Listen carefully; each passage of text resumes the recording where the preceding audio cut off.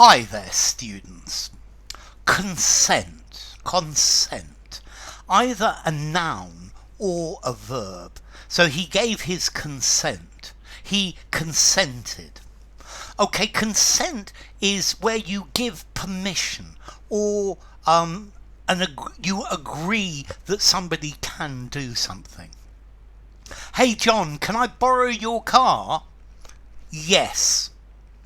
That yes, he is giving consent, he's giving permission, he is agreeing to let me borrow his car. And this is the idea of to consent, to give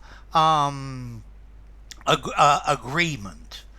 I'm remembering school. Very often my kids would go on school trips and they needed me to sign a form of consent. You can only go if you have your parents' written consent.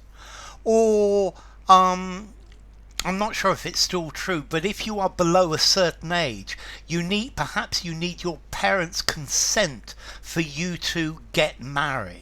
So to consent, to allow somebody to do something, to give your permission for them to do it. So it's permission for something to happen, or an agreement to do something.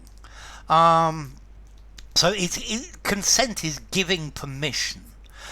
He consented to be searched by the policeman. He allowed it. He gave permission. Okay, so consent, it's giving assent, it's giving approval. He consented to my request, to acquiesce, to comply, or give approval of what is going to be done, of what somebody else proposes. So I asked my boss if I could have next week off, and he gave his consent. Yeah, it's a formal way of saying he agreed. Now, consent is, let's see, something that we find in normal life, in normal things, to consent to something. However, this word consent is used in a lot of different contexts, particularly legally. So, firstly, you have non-verbal consent. You could give consent in writing, you could give oral consent, or you could just nod, and that's non-verbal consent. When you go to the hospital and they want to operate on you, very often they will give you a form to sign which says you have been informed of the dangers that could happen with this operation. You give your informed consent. Yeah, it means that you are agreeing to do something, and you have a clear understanding of the implications, the problems, the dangers of something. Okay, so consent. You could have the age of consent. There's the age where somebody is legally allowed to have sex, to have sexual relations. So below the age of consent, above the age of consent. I think the age of consent in the UK is 16 at the moment, but it varies from country to country. Okay, so to consent. Consent is where somebody agrees to something. You could have a unanimous consent where everybody agrees to this. Everybody says, okay, this is fine. You have implied consent. This is where you don't necessarily say yes, but your action clearly shows that you have consented to this. We see this phrase consent quite often in internet. Do you are you going to allow us to put cookies in your computer?